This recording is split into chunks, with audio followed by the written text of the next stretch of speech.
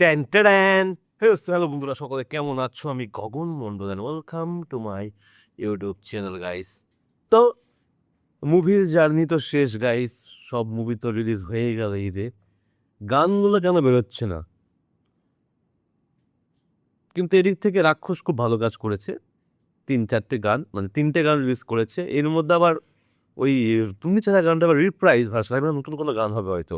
React করতে যাব, দেখলাম যে না, আগের সেই গানটা ওটাকে রিপ্রাইজ মোড করেছে আবার। ওকে, এগুলো আগে হতো, এখনকার যুগে থুড়ি সব মোড ভালো লাগে শুনতে, আমার মনে হয় ভালো লাগে না। বাট আজকে যে জন্য আসলে আমরা রিয়াক্ট করতে, সেটা হচ্ছে রাক্ষস মুভি তোমার দেখা হয়নি গাইস। তো আমরা অন্যের রিভিউ চেক আউট করবো, অন্যের ভালো লেগেছে সেটা যদি আমার ভালো লেগে থাকে সেটা আজকে যাচাই করবো গাইস। ফ্রম দি চ্যানেল বিতিবাস থেকে আমরা দেখবো রাক্ষসে কোক নাকি একটা বড় ঢোপ। হ্যাঁ, ওকে, সুন্দর, রাইমিংটা খুব ভালো হয়েছে গাইস।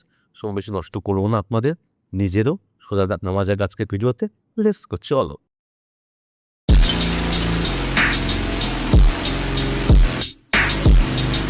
হে আমার মনেরই আগুন, মনে জলে রে। Okay guys, 3, 2, 1, let's go. Animal, Pushpa, झुकेगा नहीं কেজিএফ। বুঝতে পেরেছি গাইস, এই 3টা মুভির মিক্স হচ্ছে রাক্ষস। আমি বলে দিচ্ছি গাইস আগেই। রাক্ষস কি এই তিনটি সিনেমার মিক্স কপি, বোঝাই যায় গাইস। নাকি রাক্ষস সিনেমাটি বরবাদের সিকুয়াল? জিল্লু আসলো কোথা থেকে? নাকি রাক্ষস সিনেমাটি বরবাদকেও ছাড়িয়ে গিয়েছে? বরবাদের থেকে বেশি সব সারায় যাবে। আবার নাকি রাক্ষস সিনেমায় করা হয়েছে নারীদেরকে অপমান? ডায়লগ এত বাজে ছিল, মেয়েদেরকে অনেক ডিমিনিং করা হয়েছে। প্রথমত মেয়েদের ডিমিং করা হয়েছে। নেরিবাদীরা কি দিয়েছে শাহবাগে জারু মিছিলের ডাক? আমি পারি না আর পারি না। এই সব কিছু দিয়েছে শাহবাগে জারু মিছিলের ডাক। আমি পারি না আর লিটারালি সত্যি, কেন? পারি না। এই সব কিছুর উত্তর খুঁজে পেতে সোজা চলে গেলাম সিনেমা হলে রাক্ষসের রহস্য সমাধান করতে।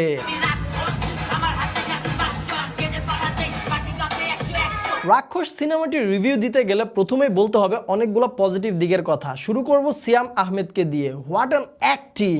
একদম।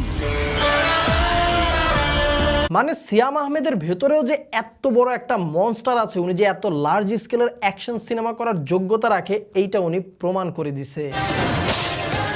ডায়লগ ডেলিভারিতেও সিয়াম আহমেদ ছিল আগের থেকেও অনেক পরিপক্ক, সব দিক থেকে নিজেকে উজাড় করে দিয়েছেন তিনি।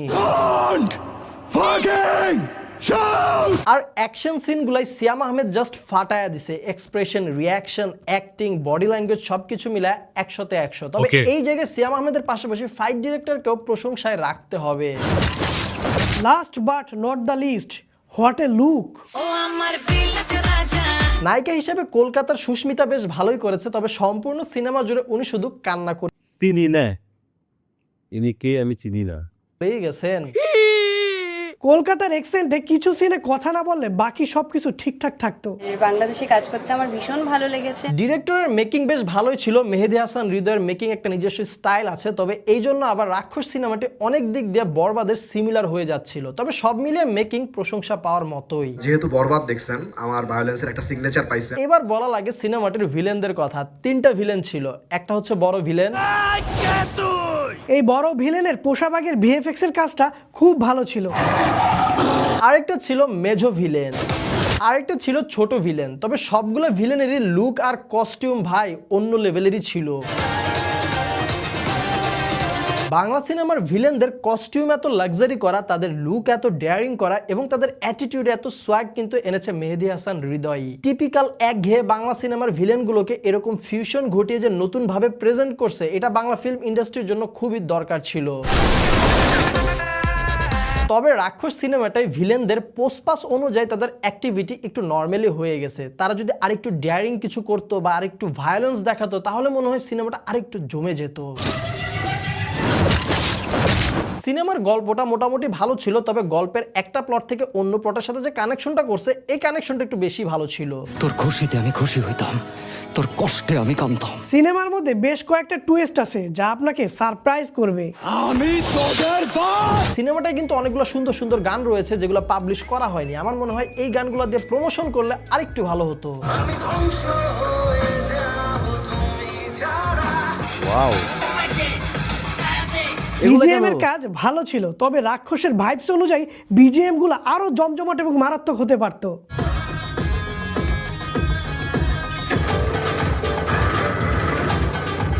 এইবার একটু কথা বলা লাগে জিল্লুকে নিয়ে। জিল্লু হচ্ছে এই সিনেমার টুইস্ট যেটা আপনারা হলে গেলে জানতে পারবেন। বলতে পারেন সিনেমায় নায়িকাকে দেখার থেকেও দর্শক জিল্লুকে দেখে বেশি এক্সাইটেড হয়ে গিয়েছিল। জিল্লুর ক্যারেক্টারটা হয়তো ছোট কিন্তু এটার ইম্প্যাক্ট কিন্তু অনেক বড়। এজন্যই মনে হয় এই রাক্ষস সিনেমায় জিল্লুকে হালকা স্পেস দেওয়া হয়েছে, যেটা ভালো ছিল।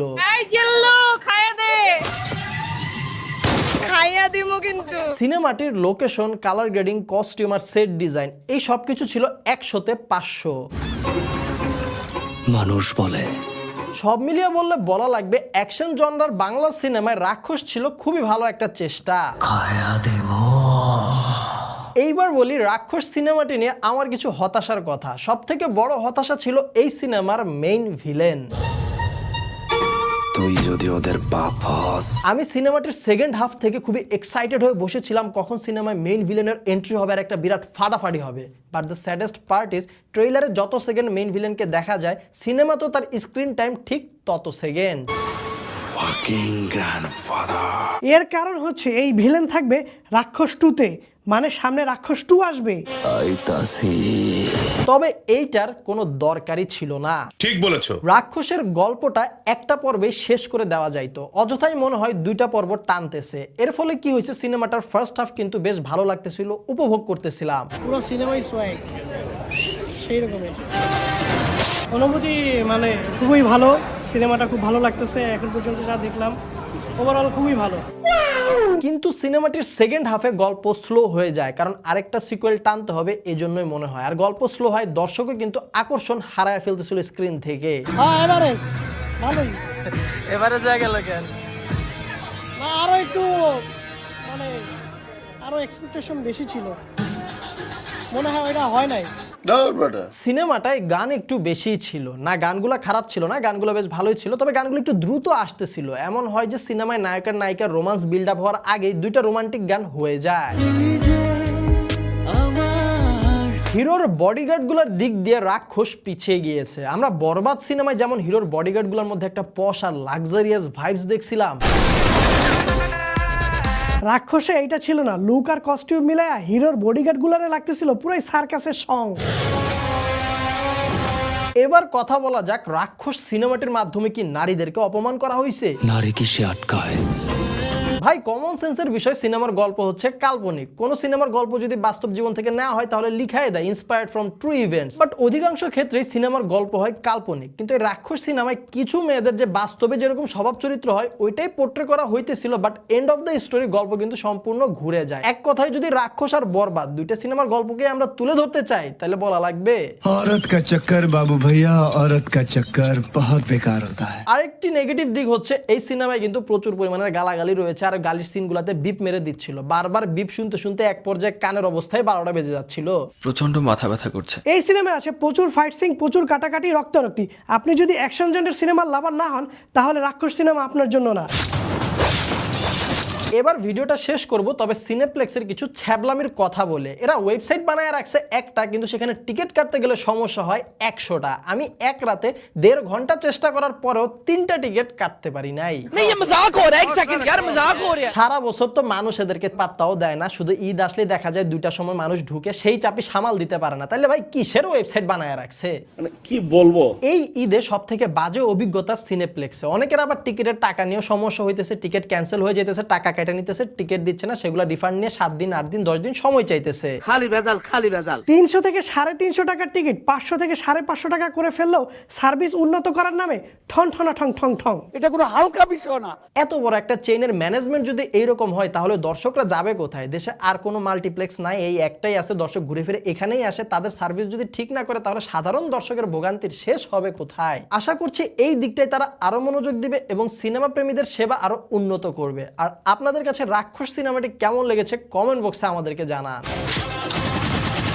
A new beginning for the commercial films in Bangladesh. So guys that's all today. আশা করছি ভিডিওটা আপনাদের কাছে ভালো লেগেছে। ভিডিওটা অবশ্যই আমি ভাবছিলাম রাক্ষস মুভিটা ভালোই হয়েছে, কারণ বোঝা যায় গাইস, বোঝা যায়। আমরা ট্রেলার দেখে আবার টিজার দেখে একটা মানে অন্যরকম আইডিয়া তৈরি করে ফেলি যে মুভিটা ভালো পথে চলছে গাইস। তো ভালোবাসার দাও, এই কি আবার কি, কিন্তু গানগুলো চাই শুনতে গাইস, আরও গান যেগুলো রিলিজ হয়নি সেই গানগুলো, রিলিজ হওয়ার গান বারবার এডিট করে ছাড়া দরকার নেই, তাই না? আর আসলে টেক কেমন থাকবে সবাই।